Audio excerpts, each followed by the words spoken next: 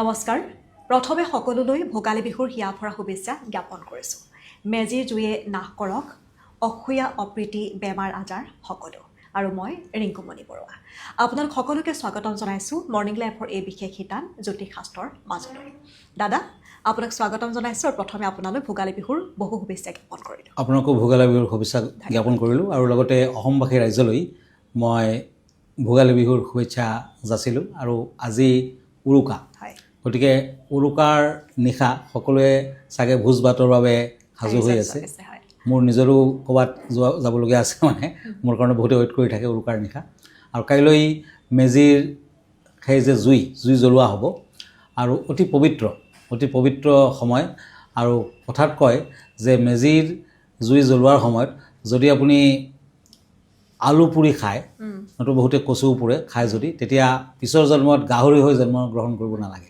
জ্যোতিষ বিশ্বাস মতে আৰু লগতে মেজিৰ জুই গা পা ধুই মেজি জ্বলাব লাগে আৰু সূৰ্য উদিত হোৱাৰ ঠিক আগে আগমুহূৰ্তত ব্ৰহ্মমুহূৰ্তত জ্বলাব লাগে আৰু মেজিৰ জুয়ে সকলোৰে গ্ৰহগতিৰ অপয় অমংগল থাকিলে দূৰ কৰে আৰু গোটেই বছৰটো আপুনি শান্তিৰে আৰু ভালদৰে কটাব পাৰে গতিকে সকলোৱে মেজিৰ জুই পোৱাওক নিশ্চয় ঈশ্বৰৰ আশীৰ্বাদ সূৰ্যদেৱৰ আশীৰ্বাদ লাভ কৰিব পাৰিব আমি অনুষ্ঠানৰ মাজলৈ আগবাঢ়িম প্ৰথমে দাদা আমি আজিৰ দিনটো কেনেকুৱা আৰু যিসকল জাতক জাতিকা আছে ৰাশিৰ সেই তেওঁলোকৰ দিনটো কেনেকুৱা যাব গ্ৰহগতি যাত্ৰা আমি জানি লওঁ প্ৰথমে হয় আজি গ্ৰহগতি এনেধৰণৰ বৃহস্পতি মিথুন ৰাশিত শনি মীন ৰাশিত আজি কুম্ভ ৰাশিত ৰাহু বহি আছে শুক্ৰ লগ্ন বহি আছে মকৰ ৰাশিত আজি ৰবি বুধ আৰু মংগল বহি আছে ধনু ৰাশিত আজি চন্দ্ৰ বহি আছে তুলা ৰাশিত গতিকে আজিৰ দিনটো জাতক জাতিকাসকলৰ জন্ম হ'লে তুলা ৰাশি হ'ব কেতু বহি আছে সিংহ ৰাশিত বৃহস্পতি মিথুন ৰাশিত বহি আছে আজি 13 জানুৱাৰী 28 পু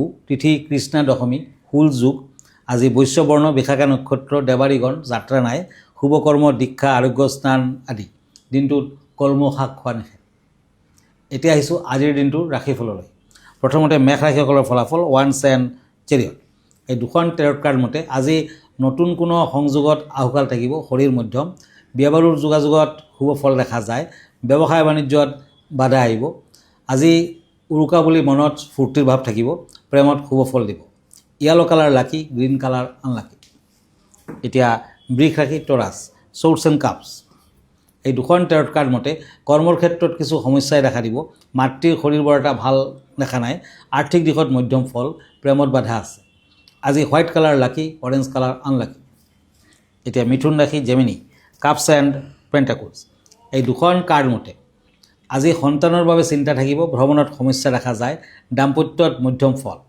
আজি বিদ্যাত শুভ ফল প্ৰেমত সন্দেহ থাকি যাব পাৰে আজিৰ দিনটোত উৰুকাৰ ভোজ ভাত খোৱাৰ সময়ত যদি তিনিজনমান দুখীয়া লোকক যদি আপুনি ভোজ ভাত খুৱায় তেতিয়া নিশ্চয় গ্ৰহগতিৰ অপয় অমংগল দূৰ হ'ব শুভ ফল লাভ কৰিব পাৰিব ব্লু কালাৰ লাকি মেৰুণ কালাৰ আনলাকি এতিয়া কৰ্কট ৰাশি কেঞ্চাৰ ওৱান্স এণ্ড ওৱান্স কৰ্মৰ ক্ষেত্ৰত দক্ষতা দেখুৱাব পাৰিব ভ্ৰমণৰ ইচ্ছা থাকিলে সুযোগ পাব মামলা মকদ্দমাত জয়ী হোৱাৰ সম্ভাৱনা আজি ব্লেক কালাৰ লাকি ক্ৰীম কালাৰ আনলাকি আমি এখন পত্ৰ লৈছোঁ দাদা এইখিনি হয় পত্ৰখনত লিখিছে যে কিৰিয়ং দাদা মাঘ বিহুৰ মেজিৰ সম্পৰ্কে কেনেধৰণৰ পৰম্পৰা ৰীতি নিয়ম বা জ্যোতিষশাস্ত্ৰৰ মতে কি তেওঁ জানিব বিচাৰিছে হয় মাঘ বিহুৰ পৰম্পৰাটো বহুত কিবা কিবি আছে প্ৰতিখন বিহুৱে আপুনি কাতি বিহুৱে কওক ৰঙালী বিহুৱে কওক নতুবা আপুনি ভোগালী বিহুৱে কওক বিভিন্ন ধৰণৰ পৰম্পৰা থাকে আৰু অৰ্থাৎ পুহ সংক্ৰান্তি ৰাতিপুৱা যি ভেলাঘৰ জ্বলোৱা হয়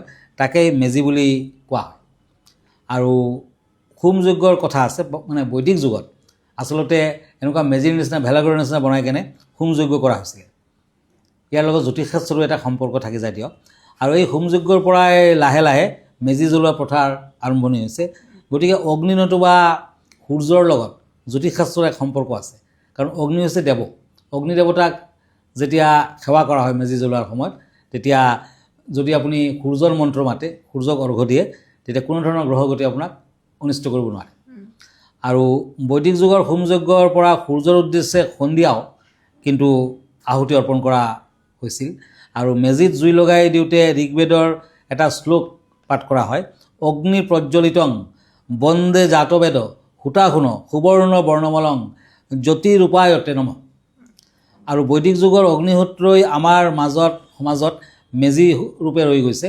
মঠ বা ভেলাঘৰ শব্দটো এটি তাৰে ৰূপ। প্ৰথমে জ্যোতিকুণ্ডত হোম পোৱাৰ নিয়মটো পৰিৱৰ্তিত হৈ মঠত পৰিণত হৈছিলে। মঠত জুই লগাই দি কাষত হোম পোৱাৰ নিয়ম আছে, গতিকে সেয়া হৈছে মেজিত জুই দিয়াৰ নিয়ম। যি নহওক বাৰু, আমাৰ পূৰ্বপুৰুষসকলে বিহুত মেজি সূৰ্যোদয় হোৱাৰ ঠিক আগে আগে জ্বলোৱাৰ নিয়মৰ কথা কৈ থৈছিলে। তাৰমানে ব্ৰহ্ম মুহূৰ্ত জ্বলাব লাগে সূৰ্য উঠাৰ আগত। আৰু কিছুমান ঠাইত সূৰ্যোদয়ৰ পাছতো দেখা যায় মেজি জ্বলোৱা হয়। ৰাতিপুৱা কাউৰীয়ে কা কা নকৰাৰ আগতেই কিন্তু মেজি জ্বলোৱাৰ নিয়ম। গতিকে সন্ধিয়া হোমযজ্ঞ কৰি অগ্নিদেৱৰ উদ্দেশ্য আপুনি বিভিন্ন ধৰণৰ আখৈ আৰু কিছুমান বস্তু অগ্নিদেৱক দিব লাগে। আৰু অগ্নি জ্যোতি জ্যোতিৰাগ্নি বুলি আপুনি আহুতি দিব লাগে। তেনেকুৱাকৈ যদি মেজি জ্বলায় আৰু মেজি জ্বলোৱাৰ সময়ত আপুনি আলু কচু আদি পুৰি বা মিঠা আলু বহুতে কৰে, পুৰি পেলাই যদি খাব পাৰে, তেতিয়া বিভিন্ন ধৰণৰ গ্ৰহগতিৰ অপায় অমংগল দূৰ হয় বুলি কোৱা হৈছে। আনকেইটা ৰাশিফলৰ মাজত আগবঢ়াম। হয়, এতিয়া swords and king of swords, সিংহ ৰাশি লিঅ'। আজি ব্যৱসায় বাণিজ্যত উন্নতি তথা বৃদ্ধিৰ যুগ। বিদ্যাত সফলতা পাব। মাটি বাৰীক লৈ বিবাদ হ'ব পাৰে।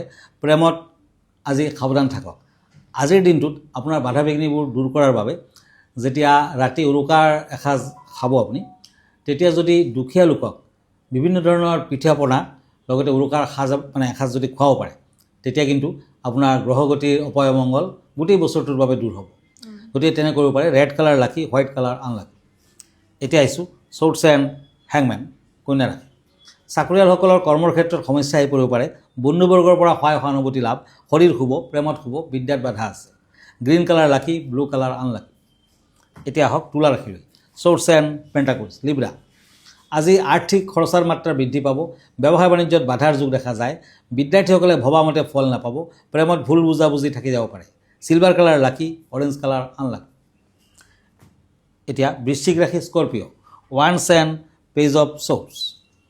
এই দুখন কাৰ্ড মতে আজি কৰ্মৰ ক্ষেত্ৰত পদোন্নতিৰ যুগ দেখা যায়। বিদ্যাত মধ্যম ফল। ব্যৱসায় বাণিজ্যত সফলতা লাভ। আজি প্ৰেমত কষ্ট আছে। গল্ডেন কালাৰ লাকি, ৰেড কালাৰ আনলাকি। আমি আন চাৰিটা ৰাশিফলৰ মাজলৈ আগবাঢ়িম। দাদা, বিষয় কেনেধৰণৰ আনিছে আজি? হয়, ভোগালী বিহুৰ এই পবিত্ৰ সময়ছোৱাত আমি দেখা পাইছোঁ যে আমি একেবাৰে সৰুৰে পৰাই দেখা পাইছোঁ বা আমাৰ যিসকল পূৰ্বপুৰুষ তেওঁলোকেও তেনেকুৱাই কৰিছিলে। তেওঁলোকে কণী যুঁজ, ম'হ যুঁজ, তেনেকুৱা বিভিন্ন ধৰণৰ যুঁজ খেল ধেমালি আদি কৰিছিলে। গতিকে আজি কণী যুঁজ আৰু দুই এটা কথা ভোগালী বিহু সম্পৰ্কে কওঁ। মাঘ মাহত সূৰ্যই মকৰ ৰাশিত অৱস্থান কৰি উত্তৰলৈ গতি কৰে। মাঘ মাহক বহুত পবিত্ৰ মাহ হিচাপে গণ্য কৰা হয়। মাঘ বিহুৰ লগত জুইৰ ঘনিষ্ঠ সম্পৰ্ক। অগ্নিক জাতবেদ বুলি গণ্য কৰা হয়। মাঘ মাহত পোৰা আলু নাখালে পিছৰ জন্মত গাহৰি হয় বুলি লোকবিশ্বাস আছে। মেজি বা ভেলাঘৰ পোৰাৰ পিছত আধা পোৰা বাঁহৰ মুঠা বা খৰি নিজৰ ব্যৱসায়িক প্ৰতিষ্ঠান, ভঁৰাল বা খেতিপথাৰত ৰখাৰ এক লোকবিশ্বাস প্ৰচলিত আছে। মৌজল খালে গোটেই বছৰটো মধুময় হয়। মাঘী পইতা ভাত খোৱাৰ নিয়ম আছে। পুহত ৰান্ধি মাঘত খাই বাঘৰ সমান বল পায়, যাৰ অৰ্থ হৈছে পুহ মাহত নতুন ধানৰ আটা, চাউল বা পিঠাৰ দৰে আহাৰ ৰন্ধা বঢ়া কৰি মাঘ মাহত সেইবোৰ খোৱা, যিয়ে শৰীৰক শক্তি যোগায়। সন্তানহীন লোকে সৰুকৈ এটা ভেলাঘৰ সাজি সৰু ল'ৰা ছোৱালীক খোৱালে মনোবাঞ্ছা পূৰণ হয়। ভেলাঘৰৰ পোৰা ছাই শস্যত দিলে পোক পৰুৱা কম হয়। আনকি মনোবাঞ্ছিত দৰা পাবৰ বাবে জালি পুতলিৰ বিয়া পাতিলে ভাল ফল পায়। মাঘ বিহুৰ কণী যুঁজৰ লগত উৰ্বৰা বিশ্বাস জড়িত হৈ আছে। মাঘ মাহত কৰাই খোৱাটো নিয়ম। মা কৰাই খাওঁ, বাটে বাটে যাওঁ, আমাৰ লগত যি যায় তাকো এগাল দিবলৈ যাওঁ। বিহুৰ সময়ত সৰু সৰু ল'ৰা ছোৱালীবোৰে মাগনি খুজিবলৈ যাওঁতে এই ফাঁকি ব্যৱহাৰ কৰা দেখা যায়। এই 7 দিনলৈ বৰা চাউলৰ পিঠা দুখীয়াক দান কৰিলে বা খোৱালে শুক্ৰ আৰু ৰবি গ্ৰহ শক্তিশালী হয়।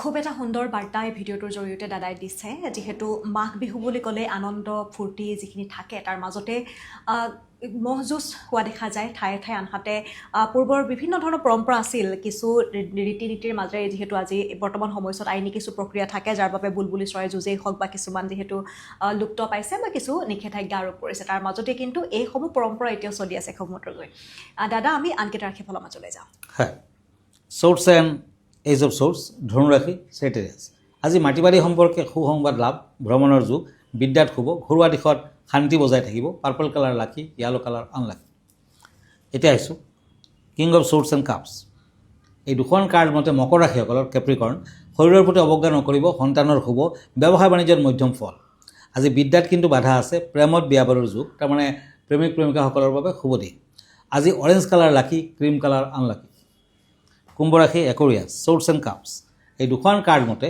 আজি কৰ্মৰ ক্ষেত্ৰত উৎসাহ বৃদ্ধি বিভিন্ন উন্নতিত বাধা বিদ্যাৰ্থীসকলৰ বাবে দিনটো সিমান বেয়া নহয় আজি প্ৰেমত কিন্তু ভাল শুভ ফল আজিৰ দিনটোত যিমান পাৰে দান ধ্যান কৰক ভাল হ'ব maroon colour lucky blue colour unlucky মীন ৰাশি চ'ৰ্টছ এণ্ড চ'ৰ্টছ এই দুখন কাৰ্ড মতে আজি কোনো সা সংবাদত নিশ্চিত প্ৰতিক্ৰিয়া হ'ব আপোনাৰ বিদ্যাত অধিক মনোযোগৰ প্ৰয়োজন হ'ব দাম্পত্যত ভবামতে সুখী নহ'ব শৰীৰ মধ্যম আজিৰ দিনটোত মীন ৰাশিৰ জাতক জাতিকাসকলে বিহু বুলি দুখীয়া ল'ৰা ছোৱালীক সৰু সৰু ল'ৰা ছোৱালীক চকলেট পিঠা পনা আদি খাবলৈ দিয়ক দক্ষিণাৰ অবিহনে কিন্তু দান সম্পূৰ্ণ নহয় গতিকে কিবা এটা দক্ষিণা দিয়ক শুভ কালাৰ হ'ব ক্ৰীম কালাৰ আনলাকি কালাৰ হ'ব ব্লেক কালাৰ ধন্যবাদ জনাইছোঁ আমি অনুষ্ঠানটো সামৰিম দৰ্শকসকলে যদি আপোনালোকে যিসকলে চাই আছে আপোনালোকৰ যদি কিছু সমস্যা আছে সেই সমস্যাসমূহৰ যদি আপোনালোকে জ্যোতিষ শাস্ত্ৰসন্মত সমাধান দাদাৰ পৰা বিচাৰিছে তেতিয়াহ'লে আপোনালোকে আহিব পাৰে গুৱাহাটী মহানগৰীৰ পল্টন বজাৰ ৰত্নকুবেৰ নামেৰে তেওঁৰ চেম্বাৰ আছে আৰু আপোনালোকে